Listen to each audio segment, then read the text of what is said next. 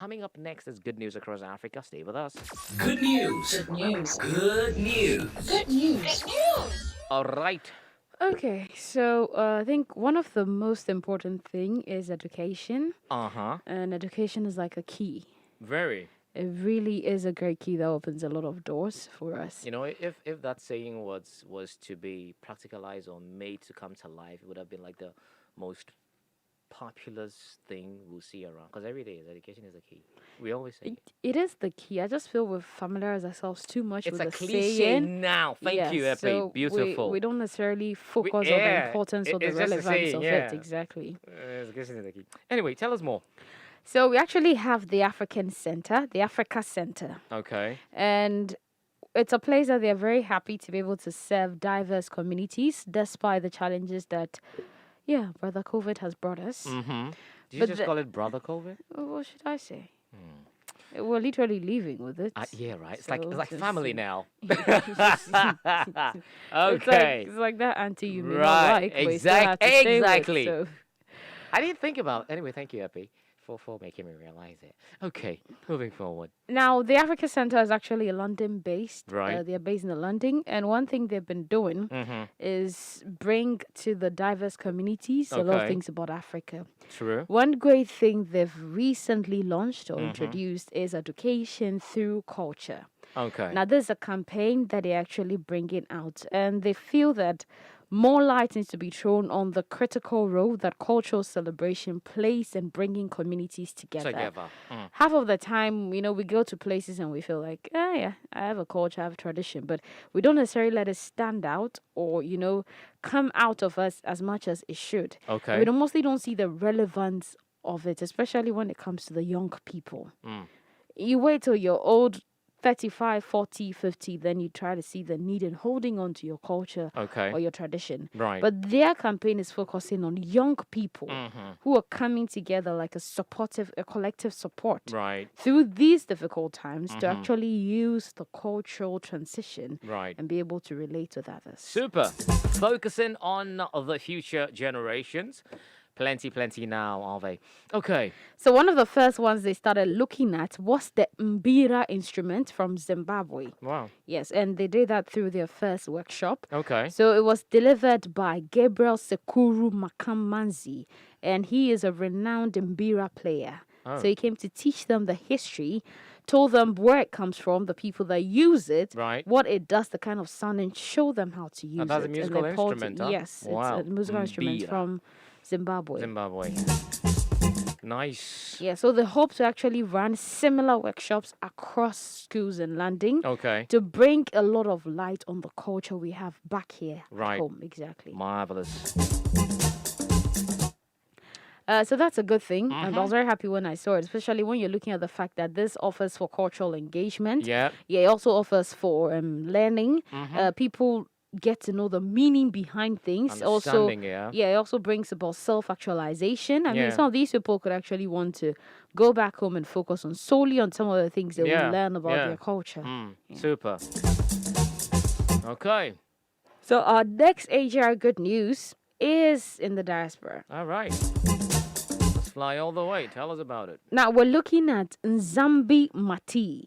Zambi Mati. Yeah, so she happens to be an entrepreneur from Kenya. Okay. And she's from Kenya, but she's in the diaspora. Okay. And one thing she did Mm-hmm. is, I think this is not the first of its story, but then she operates a factory Okay. that produces 1,500 bricks a day. Nice. And all those bricks are made from plastic. Plastics. Like I said, plastic is not a peculiar problem in Africa. It's a global challenge, actually. So super. Yeah, I know, right? I was just about to say that, unfortunately. But yeah. No comment. She took you by surprise, eh? I didn't see that I know, coming. right? I just didn't Yeah. see that. Okay. So she's a materials engineer. Right. Now, I like the fact that she's a woman. She's in a field that is male dominated. Okay. But she's solving a major problem, a global problem. Absolutely. So if a day you're producing 1,500 blocks, I mean, you can imagine how many blocks she's made. Now, all these are made from plastic. So that means she's contributing in a way to actually Get rid lower, of the yes, filth in the exactly. environment. Yeah. It's something that some people are still yet to wake up to the fact that this whole global warming, climate action is super important. Oh, yeah. Unfortunately, some people do not know even about it. That's where we are. Exactly. Oh, So, yeah. the interesting thing that I personally want to test and be sure, so, because these breaks, not just from her company, from almost all the people who do this, Yeah. they say that it's actually more durable and Than- stronger than the concrete. No, but you know how plastic never decomposes. So that imagine. is that's I think that's the holding fact. I think so. That's yeah. the holding yeah, fact. Yeah. Okay. So they use different kinds of waste.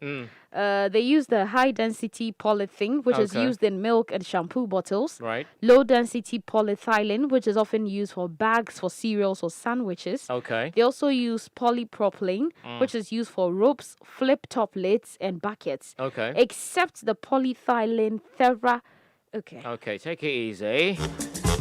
To all scientists, brothers and sisters out there, you might want to fly over and give LP a helping hand. But yeah, I think you got So, it. You got it, except right? the polyethylene terephthalate or PET, which is commonly used for plastic bottles.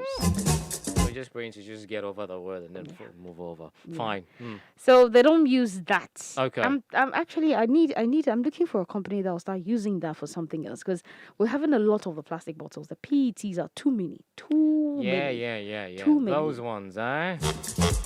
Maybe someone out there is doing something with it, we just don't know about it. But I'm gonna dig and find them out because we need to get them and they need to come and collect all these plastic bottles. Great. Now she designs her own machines that mix the plastic waste with sand, Okay. heat it and compress it in bricks with different thickness and color. Right. Okay. Yes, and since she started, she has recycled over 20 tons of plastic waste. Yeah. Nice. Super. Exactly. Now, if you want to check her out, if you're out there in the diaspora and you want to check, she's online. Okay. So you just go to gnjenge.co.ke. That is GJENGE.co.ke. Okay. Could you check that again? I'm not pronouncing the word, but No, I'm no, just no, spelling just spell it, it. yeah. So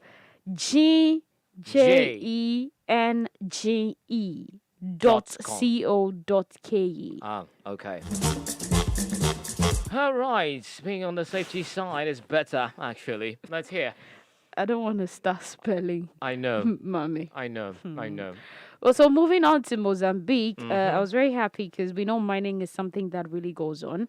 Yep. But how clean mining is done is a very big thing because it causes pollution, health issues, environmental Destroying issues. bodies, Yes, water bodies, and all of that. exactly. So Okay. I was super excited and happy when I realized that the mining sector in Mozambique is actually transforming itself.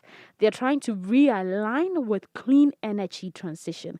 And they are doing this by harnessing precious minerals that are required for the production of electric vehicles and lithium batteries. Good. Good news on good news. Nice. Yeah. So one thing we should know about Mozambique is the fact that in addition to the fact that they have sizable gas reserves which are found offshore, Okay. it's also home to the commercially significant, deposits of coal, Right.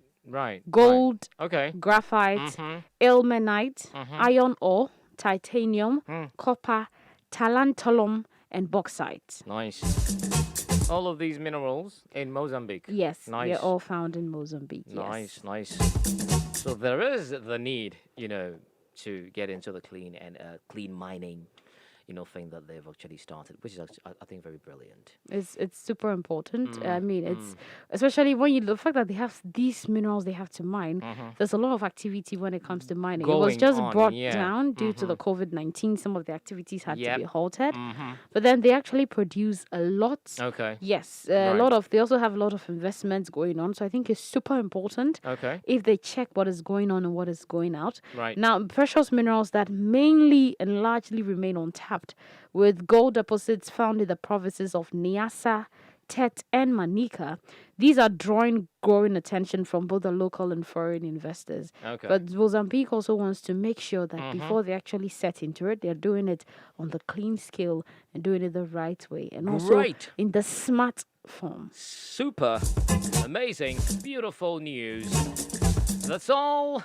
Yeah, that's all we have for you. So, a quick one before I go. I just want to say that to help contribute to ensure that the climate is safe, the environment is safe. Yeah. Before you step out of your house, make sure you carry a bottle of water. And when I say bottle, I'm talking about PET plastic bottles. It's always good to get the stainless steel ones. They're always recyclable. And you Okay. can always reuse them. Or a bottle that you can always, refill and reuse. So you don't necessarily have to be dumping plastic everywhere you go. And you can always carry a fabric bag or something, a shopping bag, instead of going for these polythenes and Polythene and things. Because stuff. that way you can cut down on the waste that we're putting out there. But my question is, should you carry the stainless water bottle and what have you, and you go ahead to purchase a PET bottled water after, emptying the bottle, you definitely throw it away or what? You see, that's the thing. So if you're at a place where you can afford water dispensers, Okay. probably you can do so. Or if you're a place where you have access to flowing water, Okay. you should do so. Because I think if the demand for these PET plastic bottled products goes down, it will cause the people who are actually producing them to wake up to the fact that they need to change what they're producing, what they're putting out. They could actually have outlets that you can easily go and refill instead of necessarily buying it like that. Over and over again. Exactly. Okay, thank you very much, Epi, for your suggestions coming from a good place. And it is all about caring for the environment that we live in, we breathe in. As a matter of fact, that is where we get life from. Yeah, because the plants gives us oxygen and then, they give them their own carbon dioxide as well. For 31 minutes past 1 p.m., the show is Africa Daily on Africa Global Radio, and I am Barry Musa. Listen to the show live Monday to Friday, 1 p.m. to 3 p.m. GMT on africaglobalradio.com. If you missed the live version, AGR On Demand, talking about the podcast version, is on the website. Not just that, but other news items from current affairs, entertainment, sports, history, lifestyle, and of course, great images to explore from, okay?